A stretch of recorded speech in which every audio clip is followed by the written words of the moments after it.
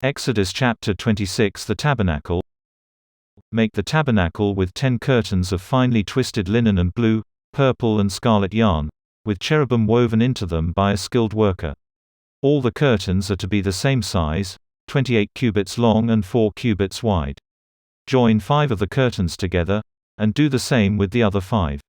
Make loops of blue material along the edge of the end curtain in one set, and do the same with the end curtain in the other set.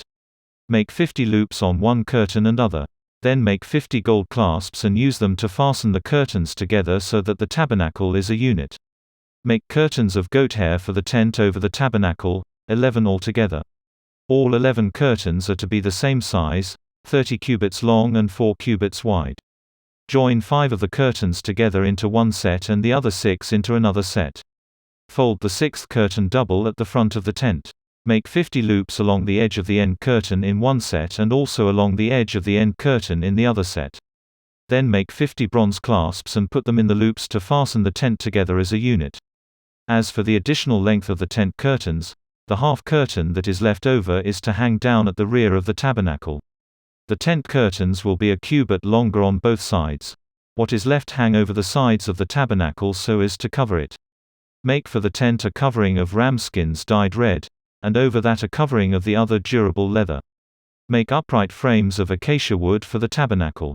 Each frame is to be 10 cubits long and a cubit and a half wide, with 2 projections set parallel to each other. Make all the frames of the tabernacle in this way. Make 20 frames for the south side of the tabernacle and make 40 silver bases to go under them, 2 bases for each frame, 1 under each projection. For the other side, the north side of the tabernacle, make 20 frames and 40 silver bases, 2 under each frame.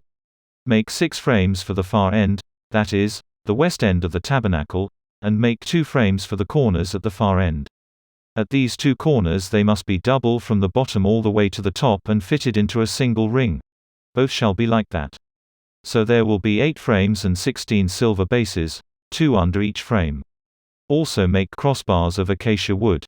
5 for the frames on one side of the tabernacle, 5 for those on the other side, and 5 for the frames on the west, at the far end of the tabernacle.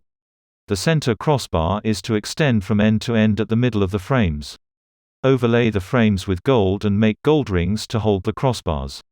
Also overlay the crossbars with gold. Set up the tabernacle according to the plan shown you on the mountain. Make a curtain of blue, purple and scarlet yarn and finely twisted linen, with cherubim woven into it by a skilled worker.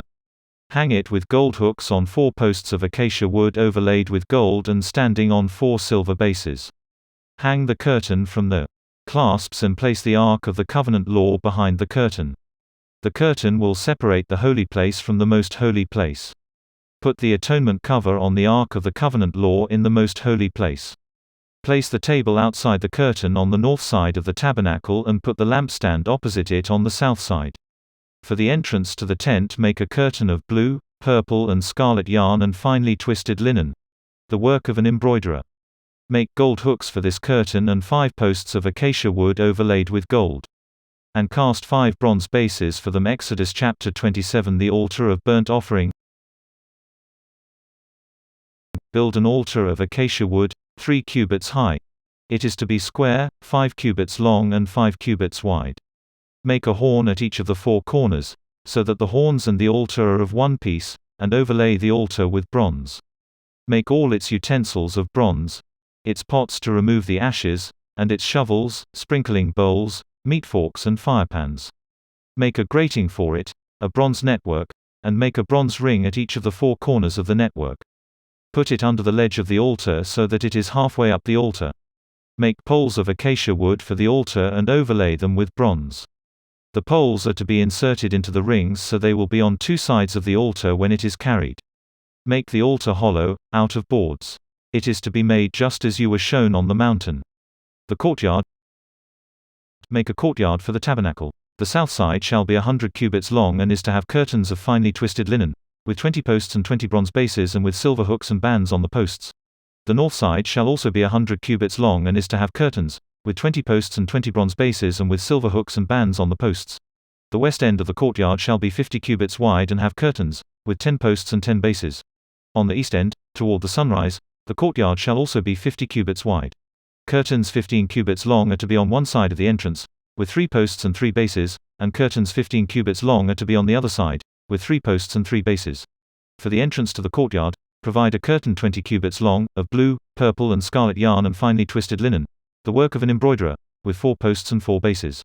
All the posts around the courtyard are to have silver bands and hooks, and bronze bases. The courtyard shall be 100 cubits long and 50 cubits wide, with curtains of finely twisted linen 5 cubits high, and with bronze bases. All the other articles used in the service of the tabernacle, whatever their function, including all the tent pegs for it and those for the courtyard, are to be of bronze. Oil for the lampstand.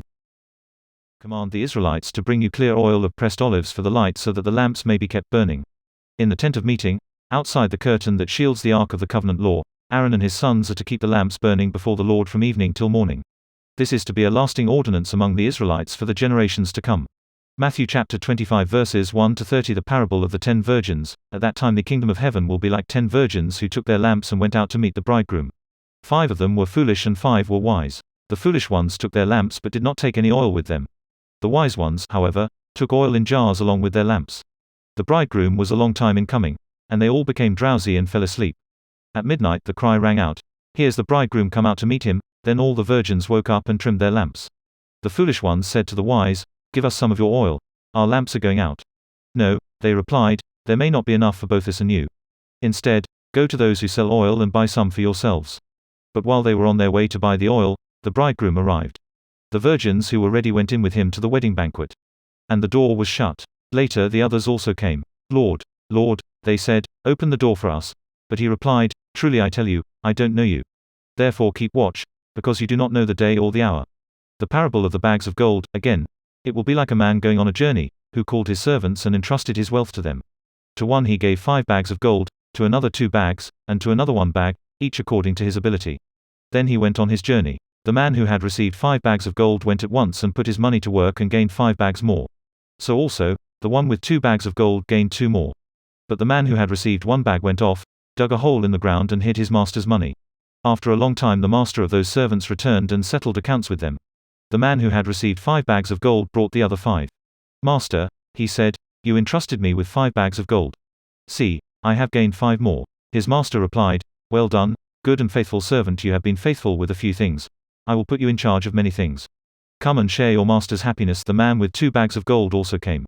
"Master," he said, "you entrusted me with 2 bags of gold. See, I have gained 2 more." His master replied, "Well done, good and faithful servant, you have been faithful with a few things. I will put you in charge of many things. Come and share your master's happiness." Then the man who had received 1 bag of gold came. "Master," he said, "I knew that you are a hard man, harvesting where you have not sown and gathering where you have not, so take the bag of gold from him and give it to the one who has 10 bags. For whoever has will be given more, and they will have an abundance. Whoever does not have, even what they have will be taken from them. And throw that worthless servant outside, into the darkness, where there will be weeping and gnashing of teeth." Psalm chapter 31 verses 1 to 8. In you, Lord, I have taken refuge. Let me never be put to shame. Deliver me in your righteousness. Turn your ear to me, come quickly to my rescue. Be my rock of refuge, a strong fortress to save me. Since you are my rock and my fortress, for the sake of your name lead and guide me. Keep me free from the trap that is set for me, for you are my refuge. Into your hands I commit my spirit. Deliver me, Lord, my faithful God. I hate those who cling to worthless idols. As for me, I trust in the Lord.